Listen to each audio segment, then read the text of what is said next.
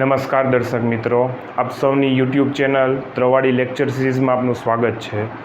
અરિથમેટિક and geometric પ્રોગ્રેશનની અંદર આજનો આપણો ટોપિક છે અરિથમેટિક પ્રોગ્રેશન.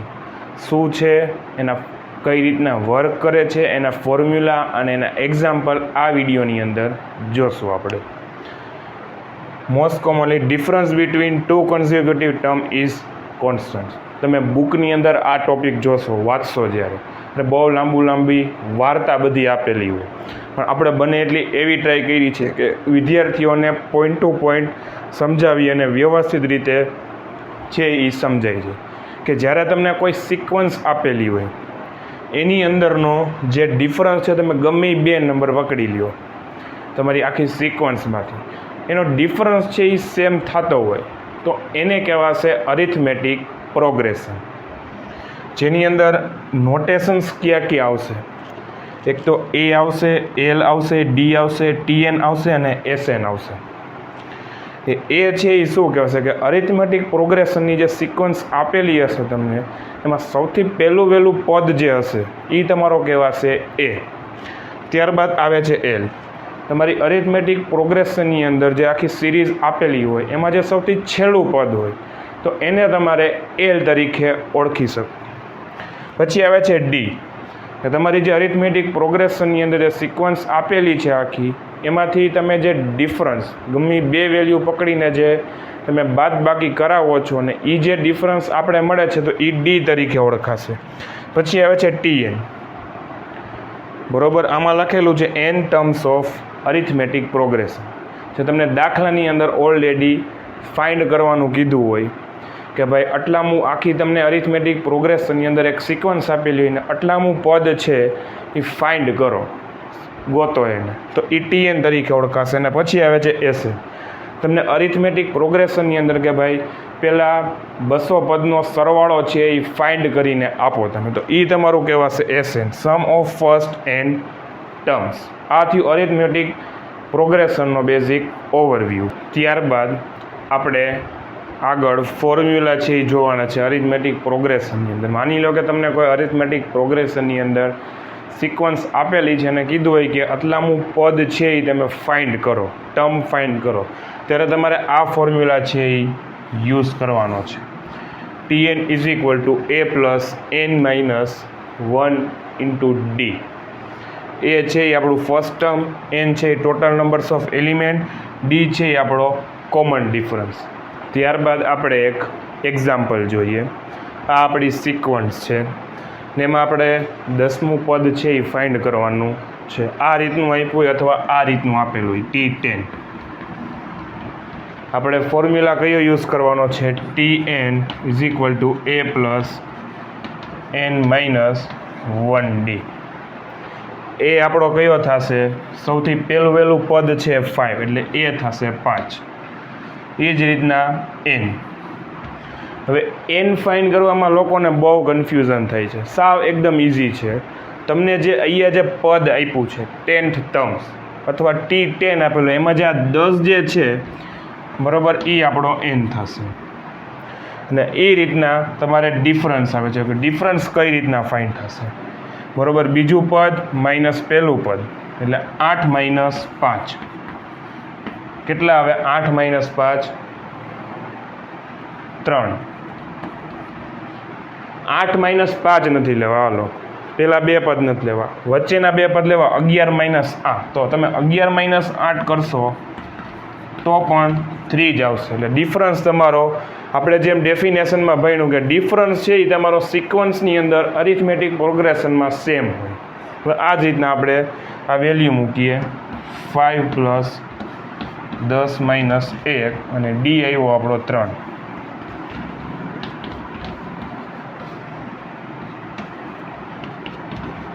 નવ તેરી 27, 27 ને 5 28, 29, 30, 31 ને 32. એટલે આપણું જે 10મું પદ છે આ જે સિક્વન્સની અંદર, બરોબર છે, 10મું પદ છે એ આપણું 32 થશે. તમારે ચેક કરવું હોય તો તમે કેલ્ક્યુલેટરની મદદથી પણ તમે ચેક કરી શકો છો. સાવ એકદમ ઇઝીમાં ઇઝી વસ્તુ છે. આવી તમને કોઈ પણ સિક્વન્સ અરિથમેટિક પ્રોગ્રેશનની આપી એટલે તમને ગમે એવો નંબર આપી દીધો હોય. અહીંયા આપણે હાલો એક બીજું એક્ઝામ્પલ લઈએ.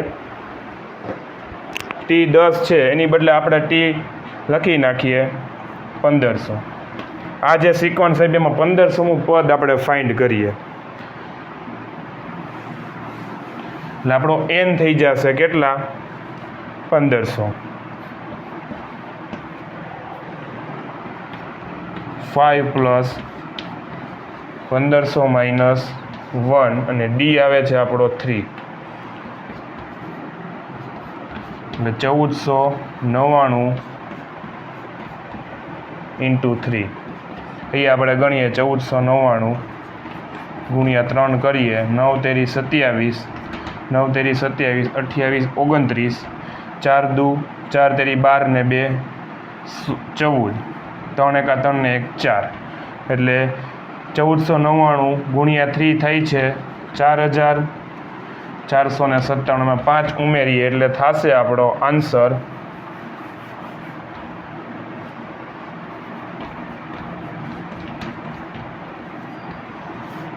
8 9 10 11 ને 12 9 ને 1 10 4 ને 1 5 અને 4 ના 4 એટલે 4502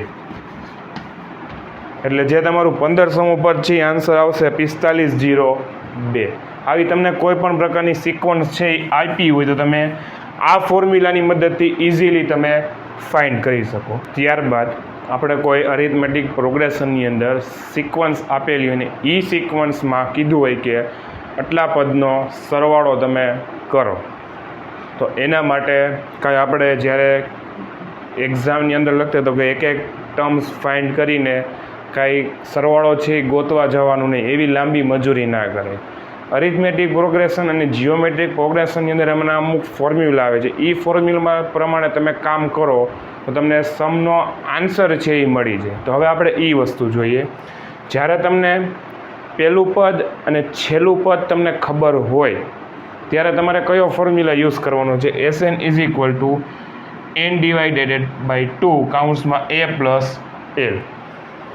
n મીન્સ તમારા નંબર્સ ઓફ ટર્મ, a છે એ આપણું પહેલું પદ અને l છે એ આપણું છેલ્લું પદ કે છેલ્લું ટર્મ્સ, લાસ્ટ ટર્મ્સ. હવે એ જ રીતના સેકન્ડ કન્ડિશન આવે છે. સેકન્ડ કન્ડિશન શું છે? Last term is unknown. તમને છેલ્લું પદ ખબર ન હોય ને આ રીતની કંઈક સિક્વન્સ તમને આપી દીધી હોય, તમને ખબર જ નથી કે એનું એન્ડિંગ ક્યાં છે, તમને એનો સરવાળો કરવાનું કીધું છે, ત્યારે તમારો કયો ફોર્મ્યુલા યુઝ કરવાનો છે? Sn is equal to n divided by 2 કાઉન્સમાં 2a plus n minus 1d. ખાસ ધ્યાન રાખજો, આની અંદર જો d મૂક્યો છે, આમાં d નથી, એટલે આની અંદર એક ડિફરન્સ છે એડ થશે તમારું જ્યારે તમને છેલ્લું પદ કે લાસ્ટ ટર્મ તમને ખબર નથી ત્યારે. અને એ જ રીતના જ્યારે તમે આ વસ્તુ ફાઇન્ડ કરતો હોય, આ ટાઈપની સિક્વન્સ તમે આપેલી હોય અને એની અંદર તમને ડિફરન્સ છે એ 0 મળે, 0 કરતાં વધારે મળે તો આપણે આ ફોર્મ્યુલા લેવાનો છે. અને ઇનકેસ 0 મળે તો એના માટેનો ફોર્મ્યુલા છે Sn is equal two d ગુણ્યા a.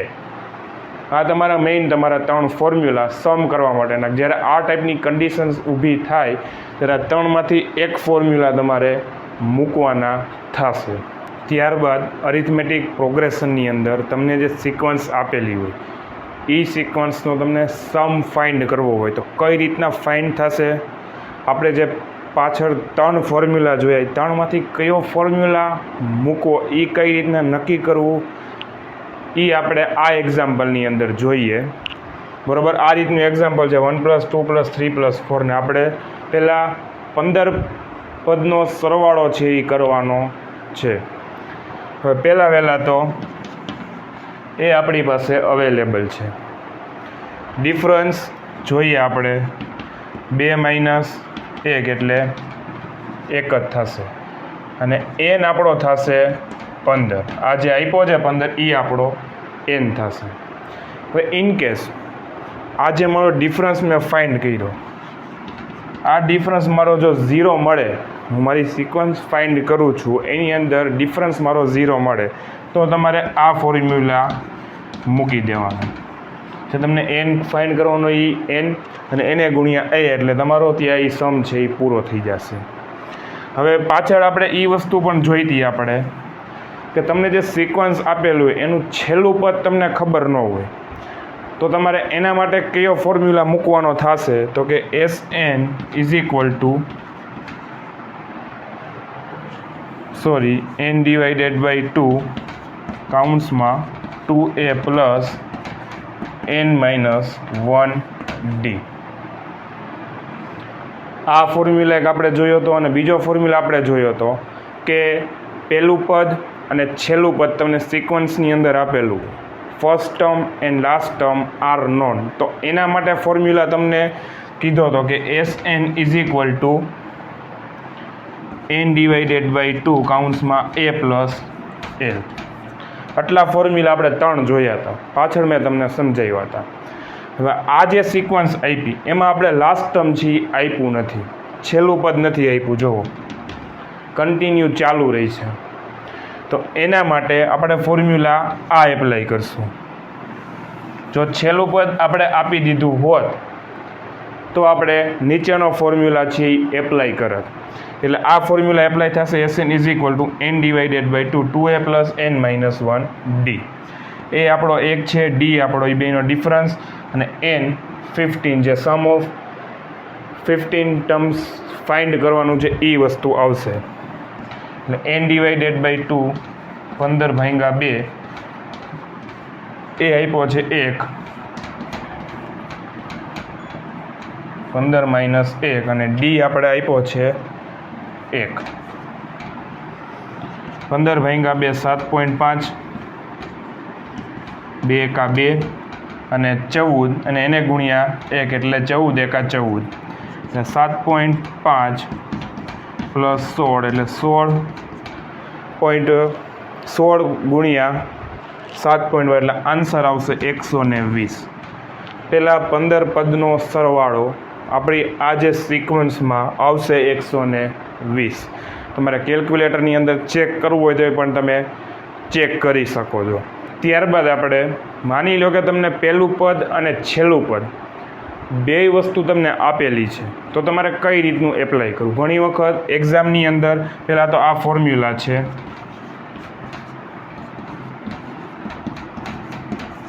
એને આપી દીધો ફર્સ્ટ ટર્મ અને લાસ્ટ ટર્મ બે વસ્તુ આપી દીધી હોય તો તમારે સિમ્પલ ફોર્મ્યુલામાં ખાલી એ વસ્તુ ફિટ જ કરવાની છે.